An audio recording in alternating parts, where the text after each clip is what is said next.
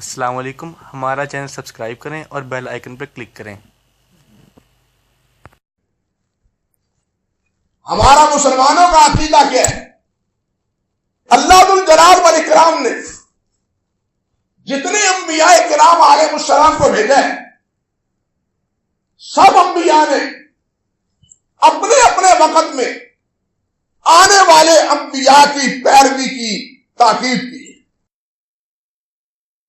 آنے والے نبی کی تابع داری کی تاکید کی ہے کہ میرے بعد جو نبی ہوگا ان پر ایمان لانا، اس کی اطاعت کرنا اور اس کی فرم برداری کرنا۔ قرآن مجید میں حضرت عیسیٰ علیہ السلام کا یہ بیان سورۃ صف میں موجود ہے۔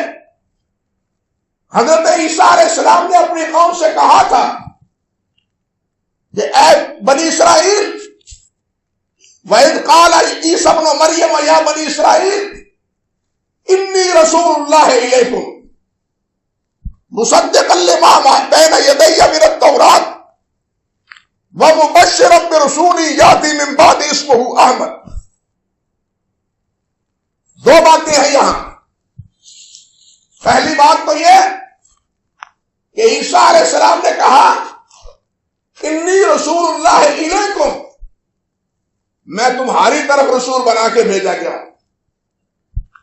عیسیٰ علیہ السلام بنی اسرائیل کے نبی تھے، پوری انسانیت کے نبی نہیں تھے۔ اور یہ موضوع بڑا دلچسپ ہے، اپنی جگہ ایک عنوان ہے۔ عیسیٰ علیہ السلام کہتے ہیں، فرماتے ہیں کہ بنی اسرائیل مجھے تمہاری طرف بھیجا گیا ہے۔ کس لیے بھیجا گیا ہے؟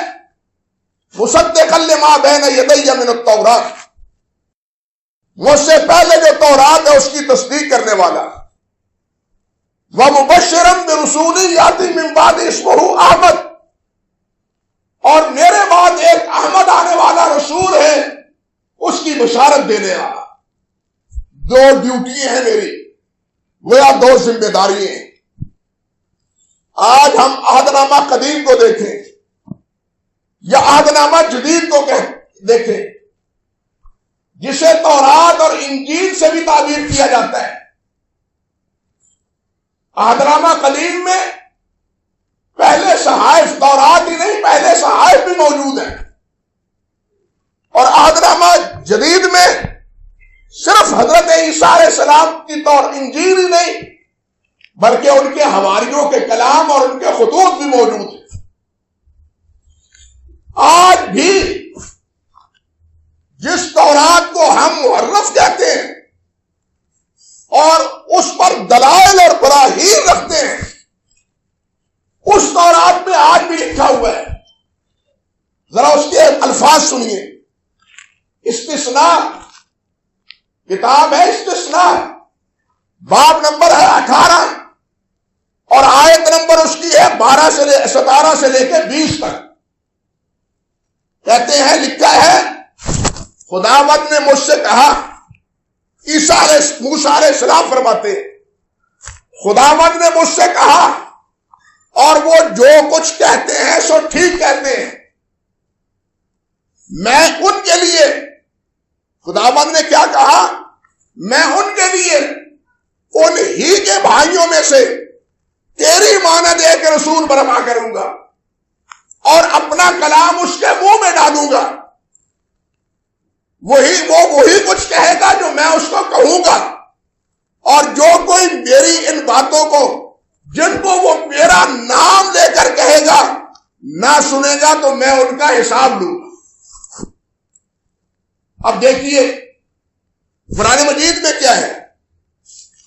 یہاں انہوں نے کیا فرمایا کہ اللہ نے مجھے کہا ہے کہ میں اس کے منہ میں اپنا کلام ڈالوں گا۔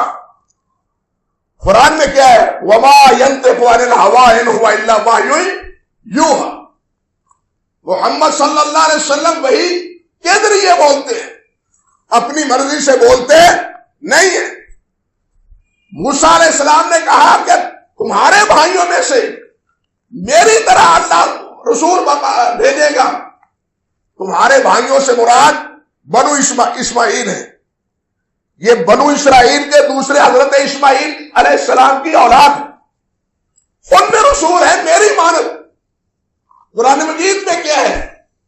انا ارسلناک رسولا شاہدا علیکم کما ارسلنا الی فرعون رسولا.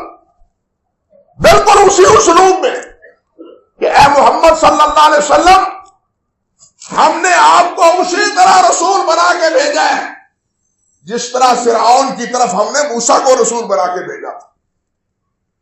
اللہ ذو الجلال نے فرمایا موسیٰ علیہ السلام سے کہ جو میرے اس نبی کی نہیں مانے گا میں اس سے حساب لوں گا. قرآن میں کیا ہے؟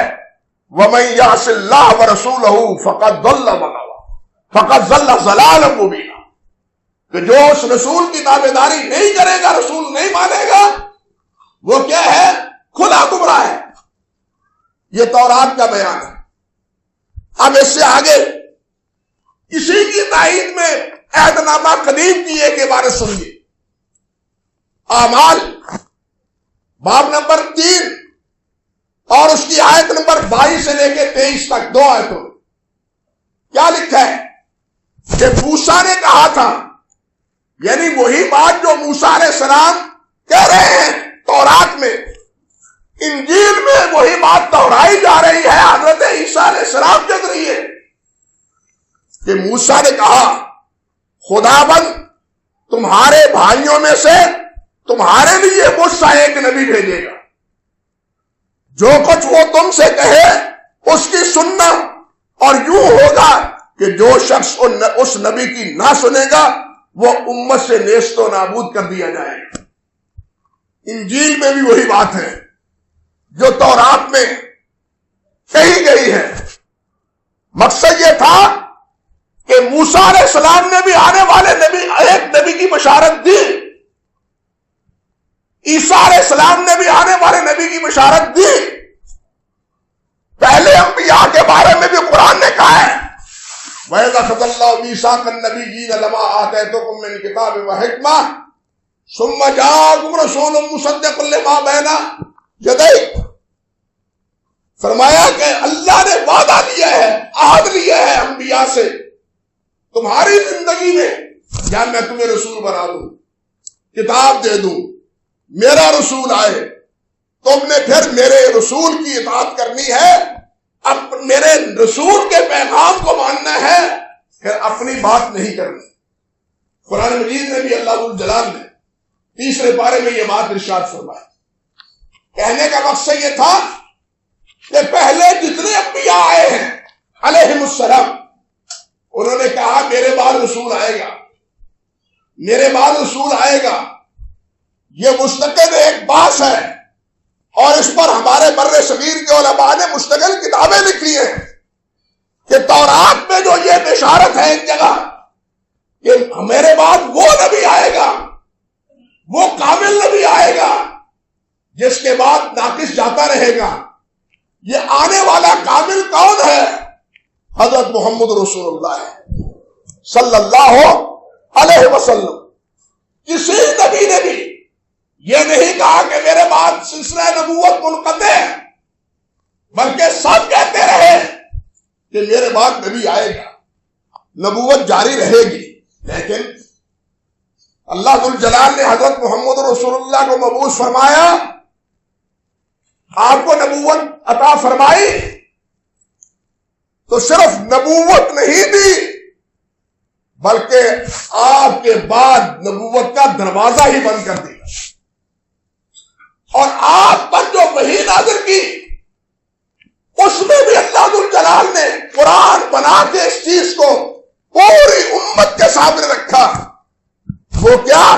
وَمَا كَانَ مُحَمَّدٌ أَبَا أَحَدٍ مِّن رِّجَالِكُمْ وَلَٰكِن رَّسُولَ اللَّهِ وَخَاتَمَ النَّبِيِّينَ، کہ میرے یہ محمد خاتم النبیین ہیں، نبیوں کے بعد ان کے بعد کوئی نبی نہیں.